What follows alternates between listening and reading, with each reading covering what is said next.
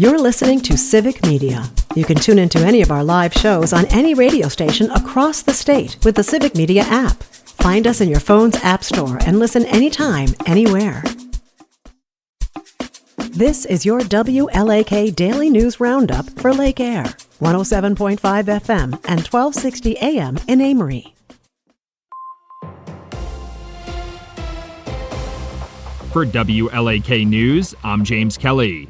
Oxbow International will close its Clear Lake facility this summer and lay off nearly 70 employees. According to a notice filed with the Wisconsin Department of Workforce Development, the farm equipment manufacturing company is planning to relocate its Clear Lake operations to its new facility in New York. 68 of their Wisconsin employees will be laid off in June. In the notice, company officials cited a downturn in the agricultural market, rising operational costs, and the aging infrastructure of the Clear Lake facility as the reason for the closure. Amazon has officially begun operations at their new Duluth facility. According to company officials, the new distribution center in the Smithville neighborhood's Atlas Industrial Park began operations on Thursday. The city previously worked to clean up the site, which had been unoccupied for years following the departure of U.S. Steel. City officials say the distribution center will create about 100 jobs and create about $75,000 per year in property tax revenue. The facility could also decrease Amazon package delivery times. Hours before Elon Musk held a rally in Green Bay in support of Judge Brad Schimmel on Sunday, the Wisconsin Supreme Court unanimously declined to hear a lawsuit to stop him from giving out $1 million checks to two voters. The nonpartisan state Supreme Court election is being closely watched across the country and quickly became the most expensive court race in American history. Musk's attorneys argued that the payments were intended to generate a grassroots movement in opposition to activist judges and did not specifically advocate for a candidate. A Cameron man is facing up to 25 years in prison after a routine traffic stop allegedly turned into a drug bust. According to court documents, 53-year-old William Iman Jr. was pulled over by authorities in Rice Lake last week for faulty equipment. During the traffic stop, a K-9 unit alerted Rice Lake authorities to the possible presence of narcotics in the vehicle. Officers then searched the vehicle and allegedly recovered over 10 grams of methamphetamine. Iman was charged with possession with intent to distribute and bail jumping on Wednesday. Wisconsin Governor Tony Evers has vetoed Republican-authored legislation seeking to require state education officials to return to a previous standardized test score scale. In his message with the veto, Governor Evers said he objected to state legislators trying to undermine the authority and independence given to State Superintendent Dr. Jill Underly under the state constitution. The bill was vetoed in its entirety, but Governor Evers did note that he too has been critical of the processes for recent changes to school scoring and standards. The Wisconsin Department of Transportation is warning residents of a phishing scam circulating the state. According to a press release, residents have reported receiving a text message that appears to be from the Department of Transportation. The text scam attempts to get the potential victim to click on fraudulent links by claiming they have an outstanding toll and this is their final reminder. DOT officials are reminding residents that Wisconsin does not have tolls and they should be wary of any texts or calls asking for money or personal information. A Cumberland man accused of severely injuring his mother and spitting at a law enforcement officer has been deemed competent to stand trial. Barron County Judge James Babler ruled 29-year-old Devin Baldwin competent on Thursday as he faces felony charges in two separate cases. Baldwin is facing up to 40 years in prison with repeater and domestic abuse modifiers for attacking his mother in January, leaving her with life-threatening injuries. He entered a not guilty plea to the charges levied for allegedly spitting at a cop on Thursday. The Lake Superior Zoo announced the addition of a new rare cat from the Kansas City Zoo this week. Officials say the zoo will now feature a female sandcat named Bastet, a rare wild cat known for its hunting prowess in desert climates. The cat came to the zoo through the Association of Zoos and Aquariums Sandcat Species Survival Plan and will be paired with one of the male sandcats currently at the zoo to help preserve the species. The other male sandcat will be transferred to another zoo. Bastet will be placed in the habitat after a quarantine period.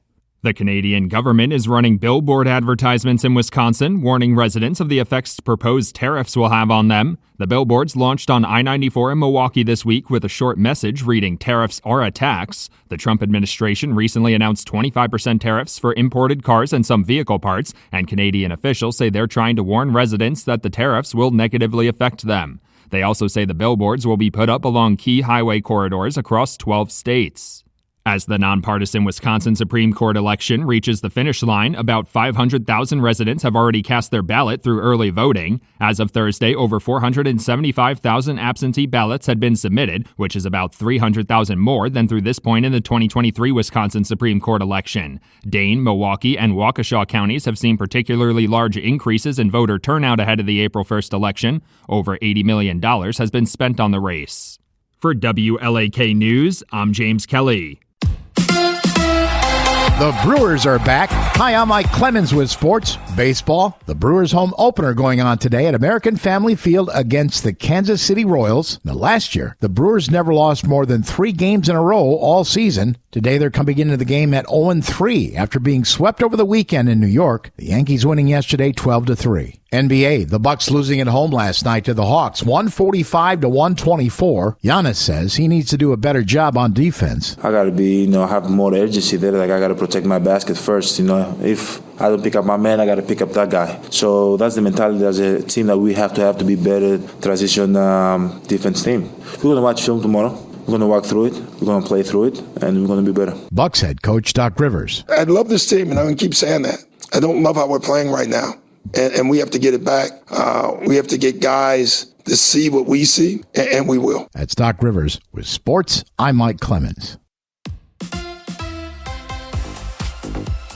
On your entertainment beat, I'm Pete Schwaba. Corey Feldman has had a rough ride since childhood stardom. The Goonies actor recently appeared on Billy Corgan's The Magnificent Others podcast and claimed he was supposed to have Leonardo DiCaprio's role in What's Eating Gilbert Grape. But Johnny Depp told the producers he was a junkie. Feldman has admitted to having a heroin problem after he was sexually abused as a child, but said at the time of the Gilbert Grape incident, he was completely sober. Ouch. If you can't get enough of the Paul brothers, Jake and Logan, you might want to re-examine some things in your life. But if you're committed to these two trust fund darlings, definitely check out their new show on Max called Paul American. Actually, kind of a catchy title. The New York Post is calling it a series that pulls back the curtain on the lives of the brothers Paul, but will still manage to show you only what they want you to see. Paul American is now available to stream on Max. It's always fun when a showbiz relic is discovered, especially when it involves the Beatles. The New York Post reports that Vancouver record store owner Rob Firth found himself in possession of a reel-to-reel demo recording of the Fab Four. At first, he thought it was just a bootleg copy, but as it turns out, it was an original audition 15-song recording the Beatles made, which still sounds as crisp as it did back in 1962. He says he has no plans to sell his buried treasure. Making it even more unique is that Ringo wasn't even in the band yet, and their drummer was still Pete Best. Here's one of Pete's picks. The show Adolescence on Netflix is the hottest show on pretty much every streaming platform. The show about a 13-year-old UK schoolboy who was accused of murdering a fellow student is well-written, incredibly well-acted, and has a great style where each episode is basically a one-camera shot. Sounds tedious, but it is paying off, and so far, I recommend it. Bill Murray had some interesting things to say last Tuesday on The Howard Stern Show. The actor said he regretted turning down a role offered to him by Clint Eastwood. Later in the interview, Murray said he was surprised he didn't win the Academy Award for Lost in Translation in 2004 because he had won all the other awards that year and expected to win the Oscar. Murray won the Golden Globe, the BAFTA, and the Independent Spirit Award, but it was Sean Penn who took home Best Actor for Mystic River at the 76th Annual Oscars. I'm a Sean Penn fan, but thought Murray should have won too. Murray was brilliant in the role in which he portrayed an aging movie actor. Lost in Translation was also nominated for Best Director, Best Picture, and Best Screenplay. Sofia Coppola, who directed the film, did take home the Oscar for Best Screenplay. If you haven't seen Lost in Translation, check it out. For more showbiz fun, tune into Nightlight with me, Pete Schwaba, weeknights from 6 to 8 p.m. on the Civic Media Radio Network. We get a nice little break today before we get more rain, a little snow, even some thunder late tomorrow night through Wednesday. Today, mostly sunny. We'll get to 38 for a high this afternoon. Tonight, mostly clear with a low of 21. Rain, little snow will kick in late tomorrow. I'm meteorologist Sean Cable. Currently, it's 23. That's your WLAK Daily News Roundup from Civic Media. Subscribe to this podcast on Spotify, Apple, or wherever you find your podcasts. Find more news at lakeair.radio. The national news cycle never stops, but it can be hard to find news about your local community. Civic Media is dedicated to providing quality local and state news coverage across Wisconsin. With the Civic Media app, you can get notifications about local stories that matter to you and your community. Find the free Civic Media app in your phone's app store and choose notifications from the menu to tell us what kind of news you want to hear about.